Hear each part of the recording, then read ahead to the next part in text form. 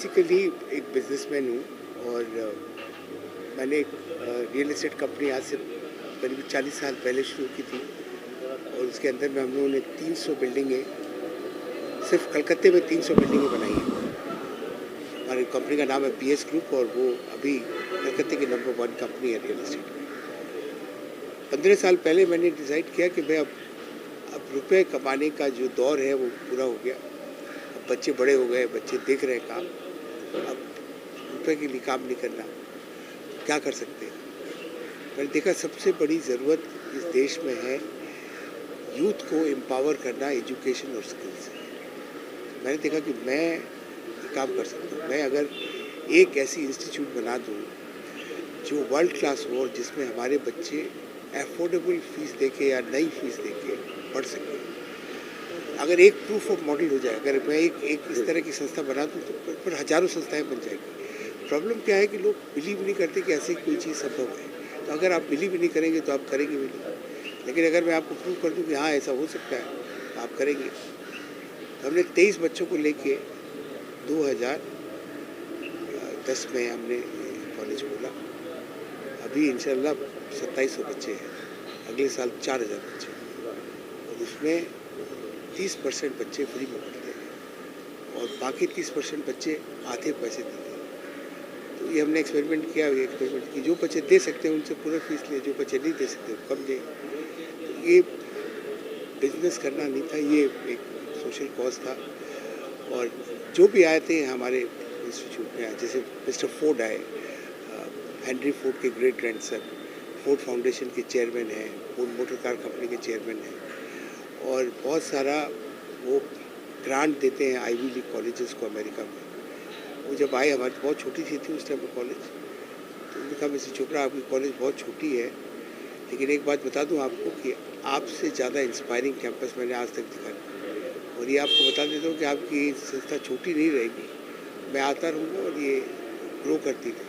और जो उन्होंने कहा उस टाइम तो आपको इतना नहीं लगा था कि हम 23 से 2500 बच्चे 2700 बच्चे ले जाएंगे, लेकिन अब हो गया।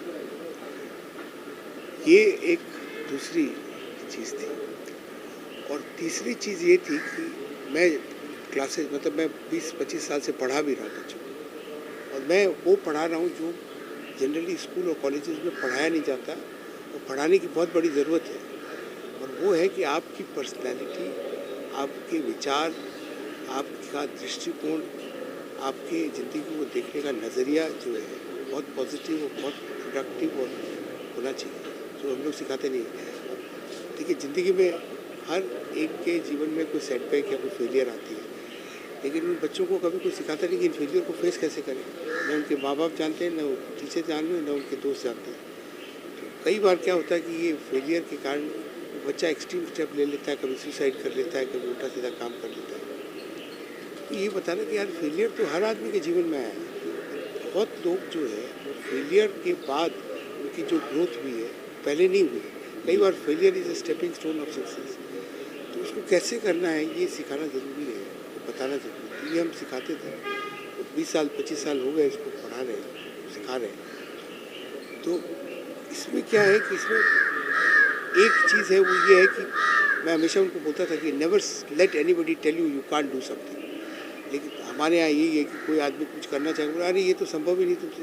माँ बाप भी पहले बोलेंगे तुम क्या अपने आप को 30 बार कहाँ समझते हो, तुम्हारे साथ ये होगा, तुम क्या सोचते हो, तुम्हारे मतलब उसको किस तरह से उसके इंथुजियाज्म, उसके पैशन या उसके एस्पिरेशंस को दबा दे।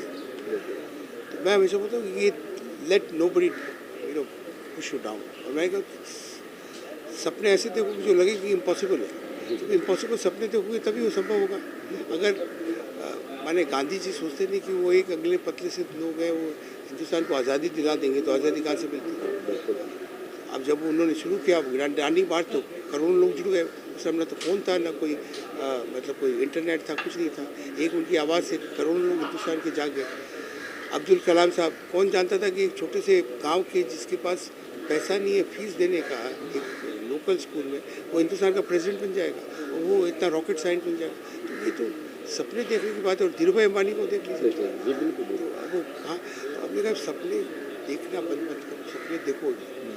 तो कई बार ये होता है कि लोगों को लगता है यार आप खाली बोलते हैं, मैंने कहा डीमोटिवेट ज़्यादा करते हैं, डीमोटिवेट ज़्यादा करता है। मैं जब स्कूल में था तो मुझे एक ऑडिशन हुआ था। तो ऑडिशन में जो डायरेक्टर साहब थे उन्होंने मेरा टेस्ट लिया। टेस्ट लेने के बाद कहा देखो बुरा मत मानना, दो तरह के लोग होते हैं, एक जो एक्टिंग कर सकते हैं, एक जो एक्टिंग नहीं कर सकते हैं। आप अनफॉर्चुनेटली सेकंड कैटेगरी में, आप एक्टिंग मत करिएगा, आपसे होगी नहीं एक्टिंग।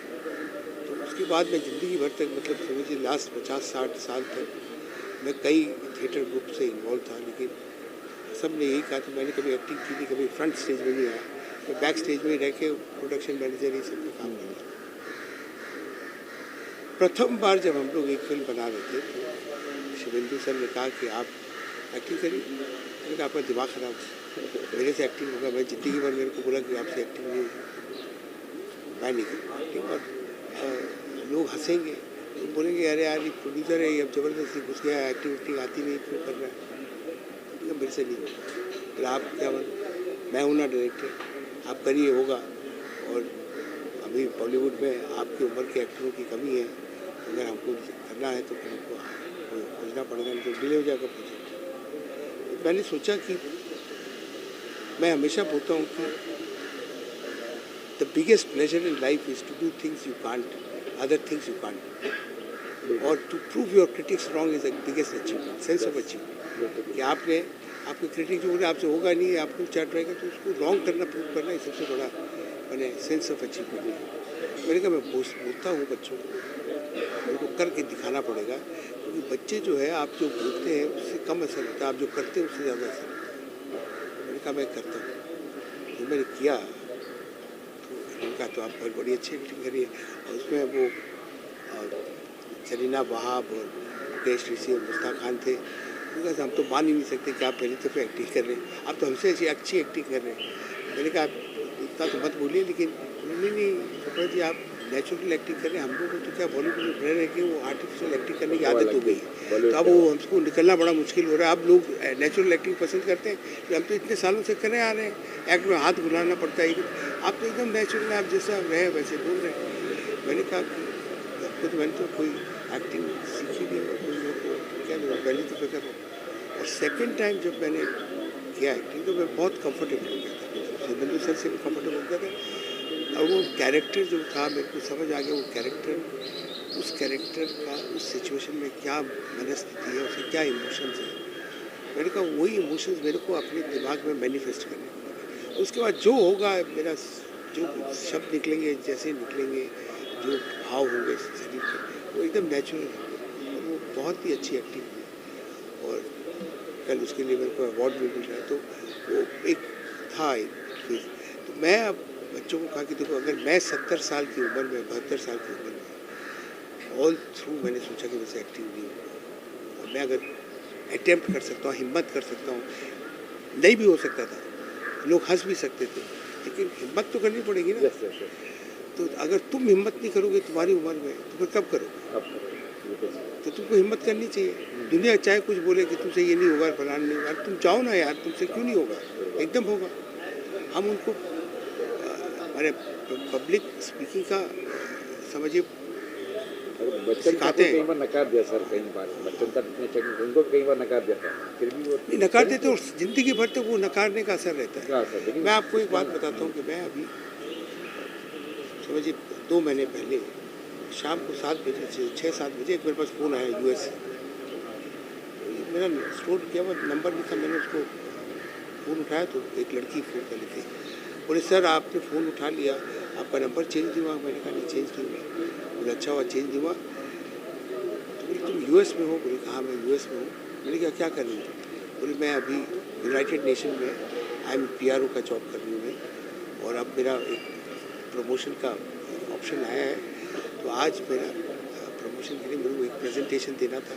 और मैंने जब प्रेजेंटेशन दिया तो पूरा हॉल खड़ा होकर मुझे कॉन्ग्रेचुलेशन किया कि क्या प्रेजेंटेशन दिया। सब आके मेरा हैंडशेक किए, बोले कहाँ सीखा प्रेजेंटेशन।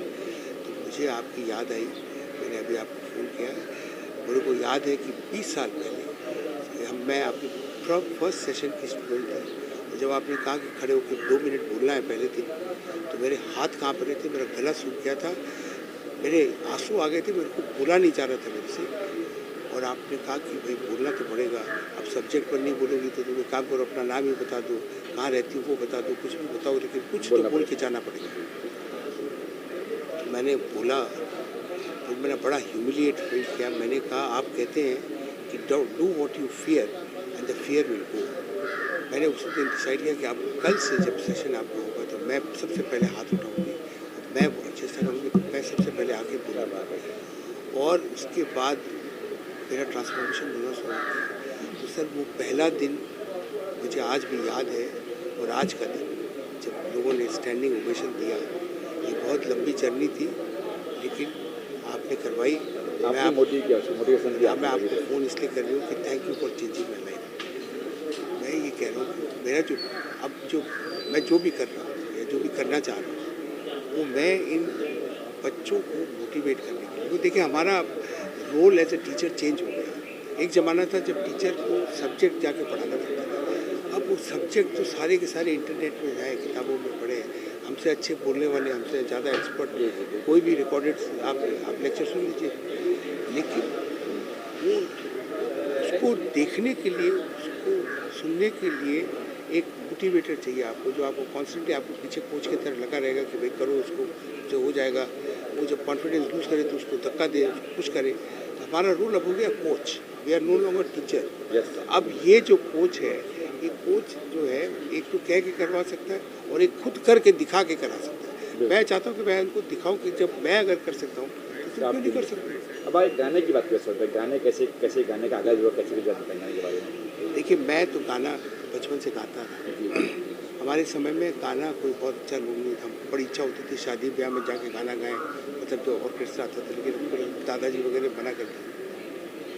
अब आपके आजकल बच्चे सब गाना गाते हैं। मैंने गाता था तो स्कूल में, कॉलेज में मैंने गाना गाया। तो हमारा एक स्टूडेंट था, उसने कहा कि आपका रिकॉर्ड करेंगे सर। मैंने कहा क्या रिकॉर्ड करोगे यार, ऐसे रिकॉर्ड करने लायक कुछ है नहीं। बोले नहीं आपका रिकॉर्ड करेंगे हम। आप बहुत पीछे लग के मुझको, मेरा पहला गाना उसने रिकॉर्ड किया, और रिकॉर्ड करके जब उसको मास्टरिंग करके दिखाया तो मेरे को खूब बड़ा आश्चर्य हुआ कि यार इतना अच्छा तो मैंने गाया नहीं, इतना अच्छा गाना कहाँ से आ गया। आप बहुत अच्छा गाते हैं, आपको पता नहीं। बोले ये तो लोग बोल रहे हैं कि ये ओरिजिनल से बेटर है। मैंने कहा ठीक है। बोला आप गाइए। तो फिर मैंने गाना चालू किया, और मैंने फिर उसी ने यूट्यूब चैनल मेरा बना दिया, और करीबन अब तक मैंने 50 गाने गाए। तो फिर उसके बाद ये सुरेंद्र बाबू बोले कि अरे आप तो फिल्म को गाने क्यों कर रहे थे, आपके लिए तो ओरिजिनल गाने लिखवा देता हूँ मैं, ओरिजिनल म्यूजिक रहेगा, आप ओरिजिनल गाना गाइए। फिर ओरिजिनल गाने का सफ़र समझिए शुरू हुआ। और ये जो गाना है, ये तो गाना मेरे बहुत दिल के करीब है, क्योंकि मैं हमेशा ये सोचता रहा कि देखिए, जो मैंने पिक्चर भी एक डॉक्यूमेंट्री फिल्म बनाई 1971 वॉर के ऊपर। हाँ, तो उस 71 वॉर के बारे में बच्चों को कुछ मालूम नहीं है, जबकि ये हमारे देश के इतिहास का स्वर्णिम अध्याय या स्वर्णिम मूवमेंट था कि हमने एक देश को आज़ाद कर दिया, हमने 1 लाख पाकिस्तानी सैनिकों को अनकंडीशनल सरेंडर करवा दिया। तो ये इतिहास में ऐसा कभी नहीं। लेकिन मैंने देखा था कि उस टाइम जब हम लोग फिल्म बना रहे थे तो हम लोग जो वॉर हीरो थे, सतक सिंह और बहुत सारे जो लोग थे, इनसे बड़े मिले, उनको सबको परमवीर चक्र मिला हुआ, ये मिला। लेकिन क्या है, हमारे देश में वॉर होता है 20 साल में एक बार, समझ गया। उसमें जो शहीद होते हैं उनको बहुत बया समझ वीरता का। लेकिन ये टेररिस्ट एक्टिविटी तो साल भर चलती रहती है, मतलब होती रहती है, और इसमें बहुत लोगों ने जाने ली है। इनको लेके कोई बातचीत होती नहीं, इनको कोई लाइमलाइट में आता नहीं। मैंने कहा इनके भी परिवार हैं, ये भी जब चले जाते हैं तो उनके परिवार में क्या बीतती है, क्या गुजरती है, इसके बारे में हम लोग कभी चर्चा नहीं करते, कभी वो लाइमलाइट में आता नहीं। तो इनको एक हमारी तरफ से एक सलाम या एक तरह से करना जरूरी है। तो इन्होंने बोला कि करिए, तो मैंने कहा ये तो बहुत ही बढ़िया चीज़ है, तो जरूर करेंगे। और 26 जनवरी अप्रोप्रिएट दिन है, तो ये देखिए, ये है हमारे डेमोक्रेटिक या रिपब्लिक को करने। और टेररिज्म सबसे बड़ा दुश्मन है रिपब्लिक को। जब पार्लियामेंट अटैक हुआ, जहाँ भी ये टेररिस्ट हमारे हमला हुआ था पहले, तो हमने कहा कि ये 26 जनवरी को अगर रिलीज हो तो इससे बढ़िया कोई दिन नहीं है इसके लिए। तो फिर हमने तय किया कि ये गाना गाएंगे, और उसके जो उद्गार है, जब वो शादी के लिए जा रहा है और वो शादी के लिए जाने के बीच में इसकी आपने हल्दी भी दिखाई, आपने दुल्हन, और वो वीडियो कॉल में बात कर रहे हैं उससे। बात कर रहे जैसे और उस टाइम में उसका बड़ी वीरता से वो अपने प्राण हारता है। तो उसके जो उद्गार हैं कि मैं जा तो रहा हूँ, लेकिन तुम ऐसा मत सोचना कि मैं चला गया, मतलब मैं तारों के देश से आऊँगा मैं, मिलने तुझे हर शाम यहाँ। वो बहुत ही इमोशनल गाना है। तो और मैंने बड़ा दिल से गाया, मैंने कहा कि पूरी फीलिंग से हाँ गाए। तो मेरी उसकी यही कहानी है सर। एक लाइन गाने जो है सर, एक गुनगुना दो सर लाइन। एक लाइन गाने की? जी जी। साइलेंस। म्यूजिक किसका हो रहा है? हाँ। ठहर गया ये वक्त यहाँ, छोड़ चला हूँ मैं तेरा जहाँ, तेरी तस्वीर को दिल में लिए, तेरी तस्वीर को दिल में लिए, आखिरी सफर पर निकल पड़ा, यादें मेरी तुझे मैं दे गया, वादे जो थे सारे मैं ले गया। कब कहाँ देख सकते हैं इसको? कहाँ यूट्यूब पे, कहाँ किस चैनल देख सकते आज हैं? सोशल मीडिया में ब्लास्ट हो चुका अब बोल दीजिए सर, बोल देंगे ताकि लोग और देख लेंगे है। इसको। सोशल मीडिया मेरा एक चैनल है evergreen songs by Pradeep Chopra, उसमें ऑलरेडी ये गाना है, मेरे दूसरे गाने भी हैं और ये भी है। तो आगे और क्या आगे का प्लान है? प्लान से आगे देखिए आगे का प्लान, मैं जब फिल्म भी बना रहा था तो मेरा ये था कि फिल्म कोई पर्पसफुल हो, फिल्म देखने वालों को कुछ टेक अवे रहे, कुछ जैसे मैंने कुछ नॉलेज बने या सब कुछ इस तरह की हम लोग फिल्म बना रहे हैं। और इसी तरह की फिल्में हमने शॉर्ट फिल्में भी बनाई है। गाने का भी हमारा ये पर्पस है, खाली गाना तो ठीक है, चलिए अच्छा गाना गा दिए, लेकिन इस तरह के जो पर्पसफुल गाने हैं कि हम ट्रिब्यूट दें किसी को, ये गाना जो है या समझिए कोई मोटिवेटेड गाना है, जैसे किसी व्यक्ति ने बहुत अच्छा काम किया, उसका एक क्लिपिंग और उसमें उसको गाना गाने साथ, तो ये पूरे यूथ को मोटिवेट करेगा या इंस्पायर करेगा। इस तरह के गाने गाने का मन है।